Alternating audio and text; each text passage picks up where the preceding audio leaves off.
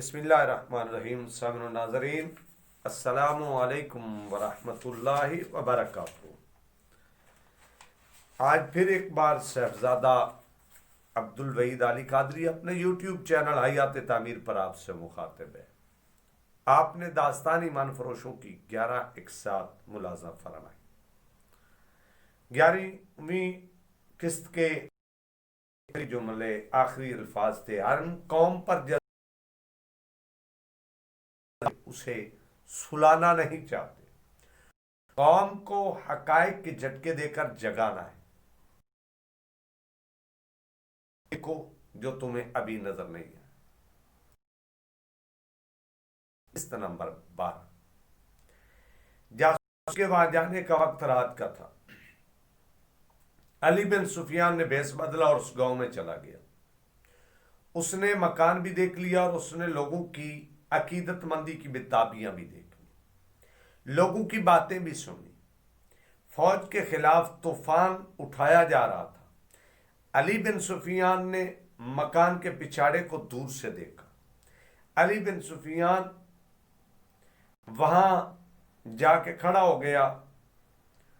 دور سے جب مکان دیکھا، مکان کا پچھواڑا دیکھا، وہاں چھوٹا سا ایک دروازہ تھا جو بند تھا. وہاں درخت تھے اور دائیں بائیں دو پچھواڑے تھے. اس طرف کوئی انسان نہیں تھا. ہجوم مکان کے دروازہ کھلا اور ایک سفید ریش آدمی پرانے دروازے سے نکلا.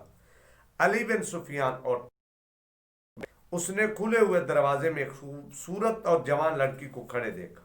لڑکی نے فوراً دروازہ بند کر. سفید ریش آدمی ہاتھ میں لاٹھی لیے جھکا جھکا گاؤں سے نکل گیا. علی بن سفیان اسے دیکھتا رہا. دور جا کر وہ رک گیا اور ادھر ادھر دیکھنے لگا. ایک طرف سے ایک گھوڑ سوار آیا. سفید ریش گھوڑے پر سوار ہو گیا اور کہرا کی طرف چلا گیا. جو آدمی گھوڑا لایا تھا وہ گاؤں کی طرف چلا گیا. علی بن سفیان اپنے گھوڑے پر سوار ہوا اور سفید ریش کے پیچھے چل پڑا، مگر فاصلہ رکھا. سفید ریش نے کئی بار پیچھے دیکھا. علی بن سفیان اس کے پیچھے جاتا رہا. آگے جا کر سفید ریش کارا کے راستے کی بجائے گھوڑا دوسرے راستے پر ڈال دی. رفتار معمولی تھی. علی بن سفیان قاہرہ شہر دور نہیں تھا. ادھر ایک ایک دو دو خیمے نصب تھے. کہیں خانہ بدوشوں نے ڈیرے ڈال رکھے تھے. سفید ریش سوار نے کئی راستے بدلے اور وہ پیچھے دیکھتا رہا. علی بن سفیان اس کے پیچھے رہا. سفید ریش ظاہر ہونے لگی تھی. آخر اس نے قاہرہ کا رخ کر لیا اور گھوڑے کی رفتار ذرا تیز کر لی. علی بن سفیان نے بھی باغوں کو جھٹکا دیا، ہلکی سی ایڑ لگائی اور گھوڑے کی چال بدلی تو گھوڑا تیز ہو گیا. فاصلہ 15-20 قدم رہ گیا. وہ گھر میں تقریباً داخل ہو چکے تھے. سفید ریش سوار نے علی بن سفیان کے راستے میں ہو گیا. علی بن سفیان نے بھی گھوڑا اس کے قریب جا کر روکا. تم کوئی رہزن معلوم ہوتے ہو؟ سفید ریش سوار نے کہا اور خنجر نکال لیا. بولا میرا پیچھا کیوں کر رہے ہو؟ علی بن سفیان نے دیکھا کہ اس کی سفید داڑھی سے اس کی عمر 70 برس سے اوپر لگتی تھی، مگر چہرہ، آنکھیں اور دانت بتاتے تھے کہ 40 سے بہت کم ہے. علی بن سفیان بھی بہروپ میں تھا. اس نے اپنی کمر سے 1.25 گز لمبی تلوار لٹکا رکھی تھی جو اس کے چوگے میں چھپی ہوئی تھی. اس نے بجلی چمکنے جیسی پھرتی سے تلوار نکال لی.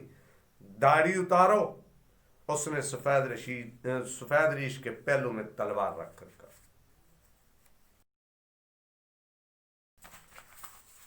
اور میرے آگے آگے چل. سفید ریش کی آنکھیں ٹھہر گئی. سفیان نے تلوار کی نوک اس کی کن پٹی پر جھٹکا دیا، وہاں سے داڑھی چہرہ آدھا چہرہ ننگا ہو گیا۔ علی بن سفیان نے اپنی داڑھی اتار دی اور بولا ہم ایک دوسرے کو اچھی طرح جانتے ہیں، چلو چلیں۔ وہ شہری انتظامیہ کا کوئی اعلیٰ حاکم تو نہیں تھا، لیکن چھوٹا اور غیر اہم بھی نہیں تھا، مصر کا رہنے والا تھا۔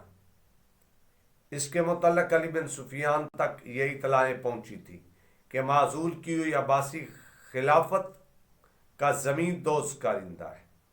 اس خلافت کو جس کی گدی کہرا میں تھی، سلطان ایوبی نے 60 سال پہلے ختم کر دیا تھا۔ خلیفۃ الاسد تھا جس نے حشیشین، صلیبیوں اور سوڈانیوں کے ساتھ گٹھ جوڑ کر رکھا تھا۔ سلطان ایوبی نے نور الدین زنگی کے اس خلافت کو معزول کیا، مصر کو خلافت بغداد کے تحت کر دیا تھا۔